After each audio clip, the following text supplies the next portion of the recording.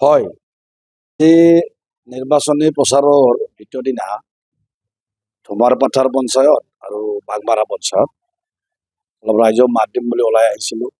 কাৰণ নিৰ্বাচনটো এইবাৰ সময় যথেষ্ট কম, ২২টা বুথত যাব লাগে। গতিকে ভাবিলোঁ ৰাইজক মাত এষাৰ লগাম, য'তে পাওঁ ৰাইজক সেৱা এটা জনাম আৰু আশীৰ্বাদটো ল'ম। এই মূৰত ভাবিয়ে ৰাতিপুৱাই ওলাই আহিলোঁ। দেখিলোঁ ৰাইজৰ বিপুল সঁহাৰি, আনকি আমাৰ মাইনৰিটি ভাইসকলে যিটো সঁহাৰি বা যিটো সহযোগিতা আগবঢ়ালে আমি কৃতজ্ঞ। তেওঁলোকৰ প্ৰতি ধন্যবাদ আৰু কৃতজ্ঞতা জনাইছোঁ। আৰু অসমত এতিয়া বাতাবৰণ এটাই, মিত্ৰজোঁটৰ জয় জয়, ডক্টৰ হিমন্ত বিশ্ব শৰ্মাৰ জয় জয় মই মই। ডক্টৰ হিমন্ত বিশ্ব শৰ্মা ডাঙৰীয়া মুখ্যমন্ত্ৰী হ'ব, মিত্ৰজোঁটে বিপুল সংখ্যক ভোটেৰে দিছপুৰৰ গাদী দখল কৰিব। আৰু বজালী সমষ্টিৰ ৰাইজ, স্বাভিমানী ৰাইজ, বজালী সমষ্টিৰ ৰাইজ সদায় জাতীয়তাবাদী চিন্তাধাৰা চৰ্চাৰে উদ্ভাসিত ৰাইজ। আৰু এই অঞ্চলৰ ৰাইজৰ এটা সুনাম আছে, এটা গৌৰৱ উজ্জ্বল ইতিহাস আছে অসমৰ সামাজিক পটভূমিত। বজালী অঞ্চলৰ ৰাইজে সিদ্ধান্ত লৈছে, সিদিনা মুখ্যমন্ত্ৰী ডাঙৰীয়াই এই আহ্বান জনাই গৈছে যে বজালী সমষ্টিৰ মিত্ৰজোঁটৰ প্ৰাৰ্থীক বিপুল সংখ্যক ভোটেৰে জয়যুক্ত কৰি এই বজালী সমষ্টি আগবাঢ়ি যোৱা মানে ৰাইজে এটা সিদ্ধান্ত ল'ব লাগে। আৰু ইতিমধ্যে সিদ্ধান্ত লৈছে।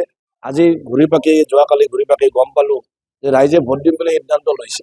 খালি ৰাইজে প্ৰাৰ্থীটো চাবলৈ মন কৰিছে আৰু এষাৰ কথা ক'বলৈ মন কৰিছে। আজি সকলোকে লগ পালোঁ, কথা পাতিলোঁ, তেওঁলোকৰ সেৱা গ্ৰহণ কৰিলোঁ।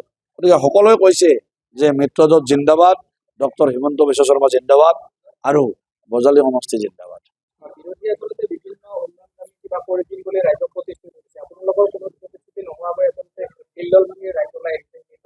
এই চৰকাৰৰ ধৰ্ম ৰাইজৰ উন্নয়ন কৰা, ৰাইজৰ প্ৰতি দায়বদ্ধ। প্ৰতিশ্ৰুতিৰ কি প্ৰয়োজন, কামহে কৰিব লাগে। গতিকে আমাৰ চৰকাৰ ডক্টৰ হিমন্ত বিশ্ব শৰ্মা ডাঙৰীয়া এজন কৰ্মদক্ষ কৰ্মযোগী মুখ্যমন্ত্ৰী। গতিকে আমি প্ৰতিশ্ৰুতি নিদিওঁ, কেৱল কাম কৰি যাম। মেডিকেল কলেজ কৰিম, ইঞ্জিনিয়াৰিং কলেজ কৰিম, ৰেলৱেৰ অভাৰব্ৰিজ কৰিম, ৰাস্তা ঘাট কৰিম, সকলো কাম বজালী ৰাইজৰ আকাংক্ষা যিবিলাক আছে এটা এটাকৈ বাস্তৱত ৰূপায়ণ কৰিম ডক্টৰ হিমন্ত বিশ্ব শৰ্মা ডাঙৰীয়াৰ সহযোগিতা। নমস্কাৰ, মই মহিপাল বড়ো, বড়ো কছাৰী কল্যাণ স্বায়ত্ত পৰিষদৰ এজন কাৰ্যবাহী সদস্য। আমাৰ বড়ো কছাৰী কল্যাণ স্বায়ত্ত পৰিষদে মিত্ৰজোঁটৰ চৰকাৰ সমৰ্থন কৰিছে। তো বজালীত আমি মিত্ৰজোঁটৰ প্ৰাৰ্থী ধৰ্মেশ্বৰক আমি সমৰ্থন জনাইছোঁ। আৰু যিহেতু মিত্ৰজোঁট চৰকাৰে আমাৰ অসমৰ 6 শিডিউলৰ বাহিৰত থকা বড়োসকলৰ কাৰণে এটা কাউন্সিল গঠন কৰি দিছে।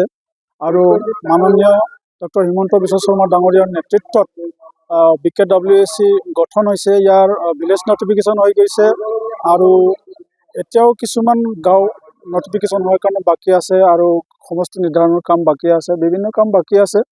তো সেইটোৰ কাৰণে আমি আকৌ এবাৰ বিজেপি বা মিত্ৰজোঁটৰ চৰকাৰ অহাটো বিচাৰিছোঁ। আৰু আমি BKWACৰ যিমানখিনি বড়ো গাঁও আছে, বড়ো মানুহখিনিক বা বড়ো লোকসকলক আমি মিত্ৰজোঁট চৰকাৰৰ যিমান প্ৰাৰ্থী আছে সকলোকে আমি ভোট দিয়াৰ কাৰণে আহ্বান জনাইছোঁ। বজালীত মিত্ৰজোঁটৰ প্ৰাৰ্থী ধৰ্মেশ্বৰ ৰয় অগপৰ প্ৰাৰ্থী, তেখেতৰ হাতীৰ ছবিত চাপ মাৰি সকলো বড়ো মানুহখিনিক আমি ভোট দিয়াৰ কাৰণে আহ্বান জনাইছোঁ। যিকোনো খবৰৰ বাবে যোগাযোগ কৰক আমাৰ এই নম্বৰত 9181 307 221।